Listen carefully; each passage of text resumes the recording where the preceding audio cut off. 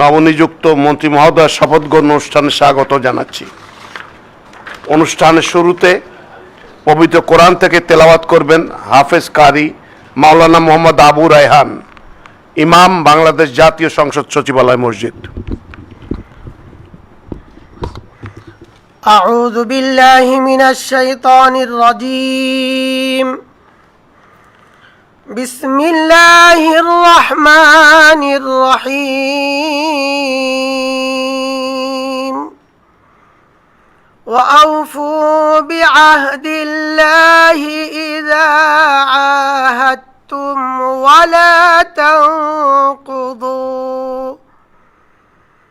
ولا تنقضوا الأيمان بعد توكيدها وقد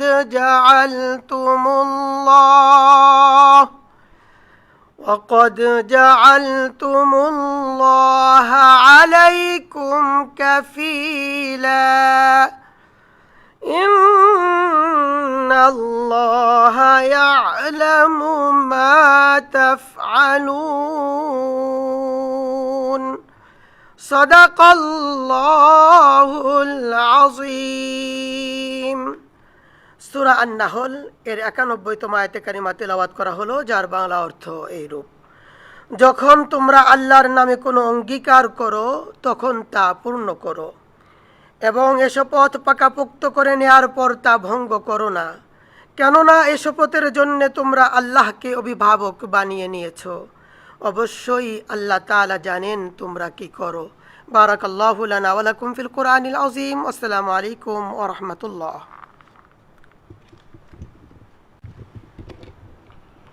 সম্মানিত সুধীবৃন্দ, অনুষ্ঠানের শুরুতে গভীর শ্রদ্ধার সাথে স্মরণ করছি স্বাধীনতা যুদ্ধের অমর শহীদ, বীর মুক্তিযোদ্ধা ও নিগৃহীতা মা বোনদের। একই সাথে ছাত্র জনতার গণ অভ্যুত্থানের সকল শহীদদের প্রতি গভীর শ্রদ্ধা জ্ঞাপন করছি এবং তাদের বিদেয়ী আত্মার মাগফিরাত কামনা করছি। সম্মানিত সুধীবৃন্দ, আমি এখন গণপ্রজাতন্ত্রী বাংলাদেশের সংবিধানের 56 অনুচ্ছেদের অনুচ্ছেদের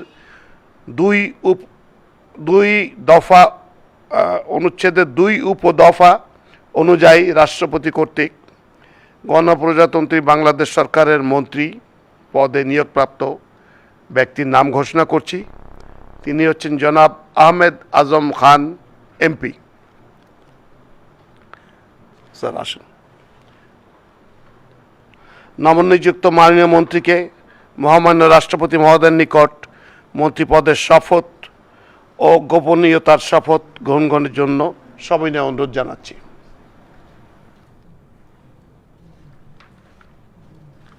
বিসমিল্লাহির রহমানির রহিম। বিসমিল্লাহির রহমানির রহিম। আমি আহমেদ আজম খান সশ্রদ্ধ চিত্তে শপথ বা দৃঢ়ভাবে ঘোষণা করিতেছি যে আমি আইন অনুযায়ী সরকারের মন্ত্রী পদের কর্তব্য বিশ্বস্ততার সহিত পালন করিব।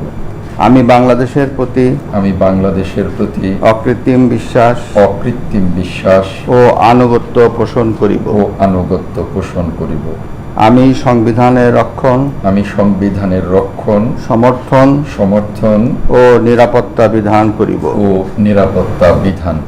এবং আমি ভীতি বা অনুগ্রহ অনুরাগ বা বিরাগের বশবর্তী না হইয়া সকলের প্রতি আইন অনুযায়ী যথাবিহিত আচরণ করিব।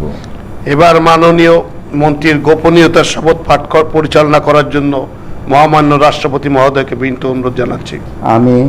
আমি আহমেদ আজম খান সশ্রদ্ধ চিত্তে শপথ বা দৃঢ়ভাবে ঘোষণা করিতেছি যে সরকারের মন্ত্রী রূপে যে সকল বিষয় আমার বিবেচনার জন্য আনিত হইবে বা যে সকল বিষয় আমি অবগত হইব তাহা মন্ত্রী রূপে তাহা মন্ত্রীরূপে যথাযথভাবে যথাযথভাবে আমার কর্তব্য পালনের প্রয়োজন ব্যতীত আমার কর্তব্য পালনের প্রয়োজন ব্যতীত প্রত্যক্ষ বা পরোক্ষভাবে প্রত্যক্ষ বা পরোক্ষভাবে কোনো ব্যক্তিকে জ্ঞাপন করিব না কোনো ব্যক্তিকে জ্ঞাপন করিব না বা কোনো ব্যক্তির নিকট প্রকাশ করিব না। বা কোনো ব্যক্তির নিকট প্রকাশ করিব না।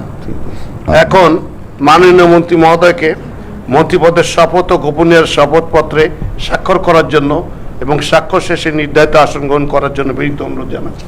স্যার এখানে বসে।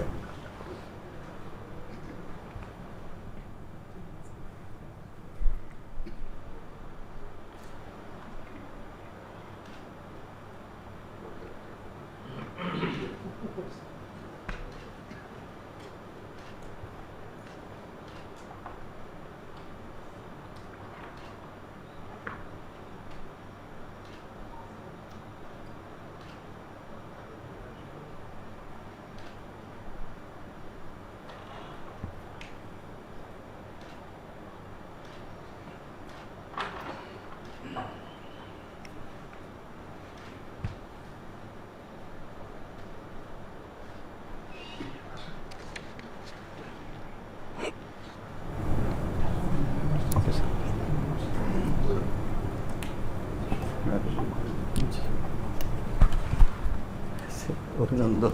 ধন্যবাদ। ধন্যবাদ। গণপ্রজাতন্ত্রী বাংলাদেশ সরকারের মন্ত্রী হিসেবে দায়িত্ব গ্রহণের জন্য মাননীয় মন্ত্রী মহোদয়কে অভিনন্দন জানাচ্ছি। এই সাথে অনুষ্ঠান শেষ করার জন্য অনুরোধ চাচ্ছি স্যার।